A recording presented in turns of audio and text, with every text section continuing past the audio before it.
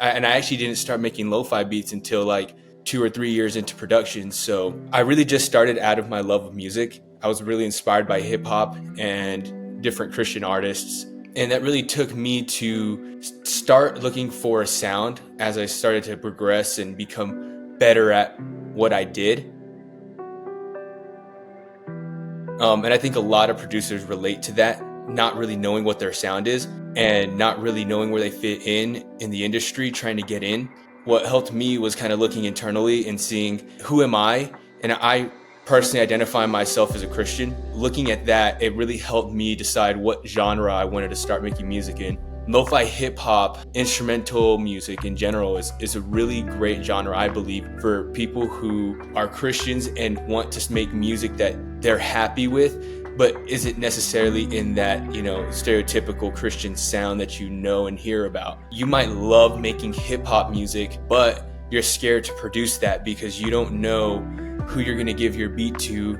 You never really have full control of where that's going. One thing that really helped me choose to become an artist instead of just a producer was that I would give my beats away and artists would, curse on the tracks or talk about stuff that I didn't truly believe in myself. Because of that, I decided, you know what, I want to take full control of my artistry, full control of my music, and put out my own music. And that way listeners can hear what I truly was feeling during that song. And so me as an artist and branding, my name's Genesis, right? The first book of the Bible. If you look, you'll see the X's instead of the E's there. Well, my first name is Ethan. So the way that I came up with the name was, you know what, I'm going to X out the E's for my first name, basically symbolizing I'm giving myself up to Christ. So this project isn't for me and for my own glory. This is for God. A lot of people in real life, they'll be like, where did you come up with the name? That's so random. Like, yes, we get it's from the Bible, but why did you choose that? And to me, it's the whole name symbolizes just ending yourself and beginning with Christ and just giving him everything. I'm so proud of where it started from. I didn't have any industry connections or anything. I just started from sending my music links to people, just random people on Instagram. And some of those people ended up being, big playlist curators. And through that, I've gained an organic fan base that, really resonates with my mission and my sound and what I stand for. I'm really happy to be a part of the lo-fi community because a lot of the people, if you look into the lo-fi community, we're super collaborative, right? We love to work together. For me, it changes so much as a producer. A lot of other artists out there who are, singers or rappers or whatever, they start with a bass line, right? They have a beat or they have some type of collaborator that helps them start the inception of the track. And then they kind of just take it at 50% and finish it. And this is where I think like a lot of lo-fi or producers in general don't get enough credit because it is very tough to begin a track of its inception. You can choose, what do you want the bass line of this track to be? Do you want it to be piano? Do you want it to be guitar? Do you want, something more modern like synths or pads? And so for me personally, I take a lot of inspiration from other genres. For me, I really like to listen to hip hop. I like to listen to Christian music. I like to listen to classical music. You can hear all those inspirations in my music, right? One great example is one of my more popular songs, a song named Of Course I Love You. In that song, you can hear like synths that are like kind of the bass line of the track, but then you can hear like a cello and that's kind of coming from, my classical inspirations. And then you can hear hard hip hop drums. You can get so many different versions of lo-fi. For me, I think it's either going to start like that, right? Where I might listen to a song and I'm like, ooh, I really like this key that this song was made in, or I really like these pianos or this style of how they're playing this piano or how they're playing this guitar. And I'll try to not so much recreate it, but take that inspiration and just create a bass line for my track. And then I kind of just go crazy on it. And whatever sounds good in that moment. Music is very, for me personally, when I create it, it's very, what does it feel in that moment, right? I might have an idea for a track and might think, oh, I want to make this type of track. And then 5 minutes later, I'm like, this is nothing like what I imagined it, but it's what it should be. personally for me, when I take that approach, my music comes out so much better. And then there's the other way where I collaborate with artists, and sometimes I start the track and then, I might do what I just said, is just start the bass line and then send that off to another really amazing artist and they'll finish that off for me. Or a lot of times artists will come to me and say, hey, I have this track, here's some stems, and maybe you can find some inspiration in this and try to finish it off for us and see what we can do. Definitely Kanye West, for obvious reasons. He's come out with some Christian music. When he was making more Christian stuff, I was really inspired by him. Jay Dilla, but more so Tribe Called Quest and his productions with them. I really like to listen to like 90s hip hop, and I like to really listen to the instrumentals that they used. What are the beats behind it? How did they approach music? Because they approached music back then way different than what we approach music now. I feel like now a lot of times artists are just kind of spewing out music, right? They're just shooting their shot over and over again because that's what the market rewards right now. But I'm really focusing on taking a more old school approach and just sitting with my products until they're perfect, until I'm really happy with it, until it's something that I can come back to 2 years from now and be proud of, and something that my family would be proud of, right? Something that they would listen to, not just something that they would listen to because they're my family, something that like my family will listen to because it's actually good music. That's what differentiates a good artist from a great artist, is someone who's willing to, really express themselves and then, take it to the next level and just sit with the song and say, okay, let me sit with this track for another week and just listen to it at the end of the week and just say, what can I do, even if it's small, minute changes, to just take this track to the next level. Because I think if you're constantly doing that, you're going to learn so much more, especially as a producer, right? So one thing I like to do personally is like, I'll listen on my headphones and just, kind of look for open space in the track and just say, what, would it be better for me to maybe add a background pad, or maybe add a little bit of like drum foley, or maybe add like some ambiances, right? Trying to create a space. My advice would be to kind of ask yourself two questions. What do you want out of the music industry?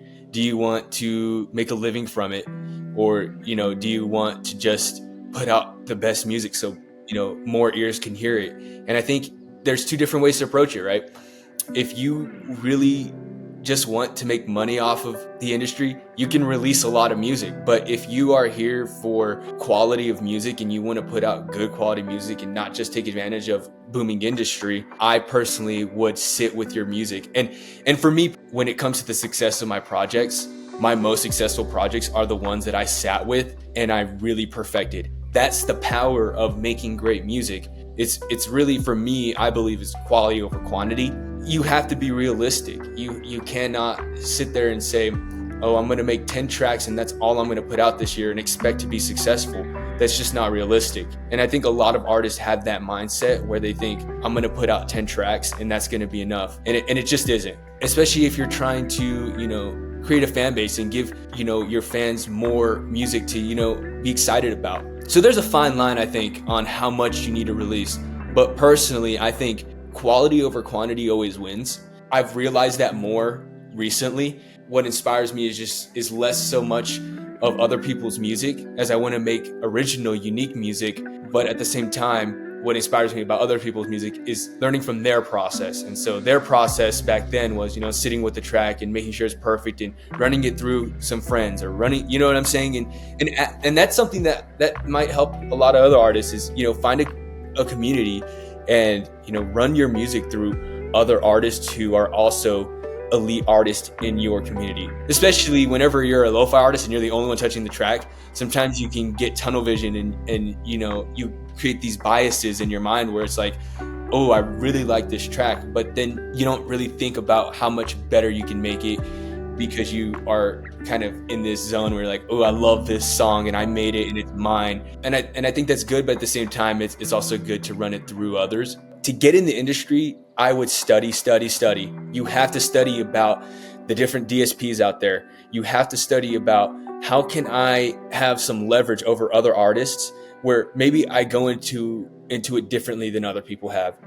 The last 6 months, I've kind of prioritized my label, Lo-Fi Bible Records. Obviously, you can always see amazing music come out of there. We release at least 2 amazing lo-fi tracks every week. But I think what you'll find from me personally, for my Genesis project, is more cohesive albums. You'll see more of me, I think. As a producer, you kind of get these like ideas that you're kind of in the background more so than in the front of, you know, your branding. And so I really want to this year take an approach, maybe posting more on social media, you know, more of my story, more of myself and kind of the things that I believe in. Seeing that will help you as a listener, you know, understand my music a little bit better. Especially in lo-fi, there's no lyrics, so you don't really know who I am yet. And so I want to change that and kind of show more of me as an artist on my socials. And so that way, when you come back and listen to my music and you hear this track that maybe you saw how I produced it or you saw the story behind it, it may actually hit a little bit harder for you because you know the story behind it and the different things and the struggles that I might have gone through to create that. So that's something that you'll see. But for a specific project, I'm working on an album right now. The last big album I've had was my album called Soul Waves. And I'm planning to put out another album at that degree where, you know, I do a lot of promo and I'm, you know, the last album I did a sample challenge with FL Studio where a lot of the producer community, not just the lo-fi community, came together and remixed that track. And I may do that again. So you might be on the lookout for that. As an artist, as a person, and being in love with the lo-fi community, I've really been trying to take people out of their shells and encourage them to, you know, show more of their face or release their first song. And there's people that come to me that send me SoundCloud links all the time that are like, check out this track. And, you know, they've never released a song, but they have a bunch of private SoundCloud links that are just fantastic music. And I try to encourage them to release it. It's things like this that actually get people to do that and show their creations to the world. And so those are different things you can expect from me. Obviously, it's early into the year, so I can't give you a release date yet, but just know that an album is coming and maybe some merch, maybe a sample challenge, and hopefully I can see a few of you guys there. You can find my music at Genesis Music. That's GXNXSIS Music on all my socials, Instagram. You can find my label at Lo-Fi Bible Records, Instagram, and same thing. We have a website and everything, so you can check out everything there if you're interested, if you want to send music to the label. Also, recently, we just partnered with TREBEL, put out some editorials together. So if you're interested in listening to some of the Lo-Fi Bible music, as well as some of my own music that I release on my label, you can check out the playlist there. We have so many different styles of lo-fi, which I personally curated with classic lo-fi beats if you're more into that, or lo-fi sleep music if you're more into music that helps you sleep, or chill study or whatever. We have 5 different editorials where you can find on TREBEL.